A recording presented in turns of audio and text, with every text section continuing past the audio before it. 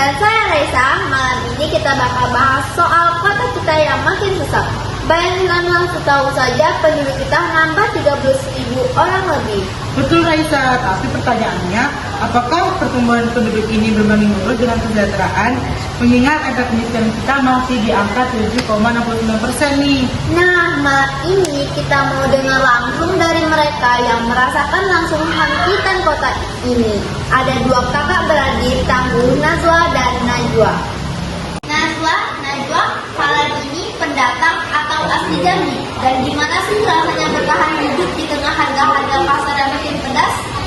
Kami asli sini kak, tapi sejak orang tua nggak ada, saya cari uang, jujur, Jambi makin ramai.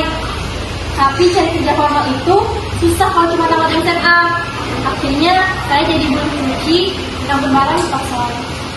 Najwa, saya dengar kamu juara kelas, tapi semoga kepikiran hidup di sekolah nggak ya? Iya kak Amalia, kadang kasihan lihat aja. Buat makan sehari-hari aja, kita harus hidup dengan banget.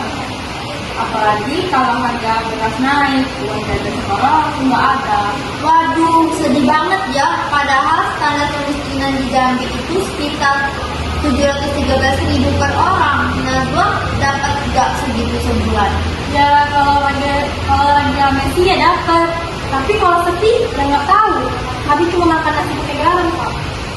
Oke, ini tamparan buat kita. Sekarang kita tanya ahlinya Mbak Cynthia. Secara sosiologi, kenapa angka kemiskinan Jambi turunnya lambat banget ya? Cuma 0,04% setahun.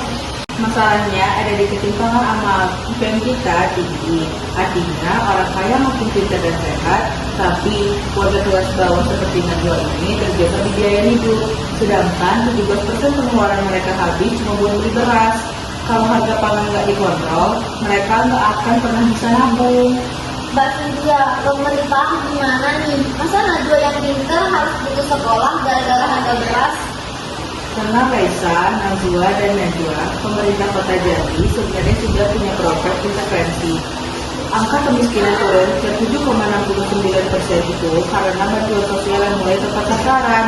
Masalahnya karena di data KTP. Karena aturan domisili sekarang dipermudah, banyak kegiatan masuk dan itu jadi tantangan baru buat distribusi bantuan. Tapi jangan cuma kasih bantuan sembako, kita butuh lapangan kerja kan. Pengangguran kita masih 7%. Itu angka yang besar buat kota seperti Jambi. Diskusi yang sangat tajam. Jadi intinya Jambi ini adalah kota yang maju secara fisik, tapi masih perlu ada PR besar buat urusan keluarganya. Bener banget. Najwa, apa harapan terbesar kamu buat pemerintah Jambi? Saya nggak minta uang, terus-terusan kak. Saya cuma pengen adik saya, yang juga bisa sekolah sampai sarjana, dan saya udah punya modal kecil, jualan, supaya nggak usah lagi jadi buruh cuci.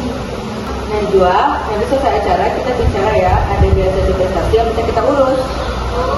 Alhamdulillah, akhirnya ada sisi terangnya nih. Terima kasih ya Mbak Cynthia. Terima kasih juga buat tangguh Najwa dan Najwa. Jangan cuma jadi angka, jadilah solusi. Saya Raisa. Dan saya Amalia. Sampai jumpa di pagi selanjutnya. selanjutnya.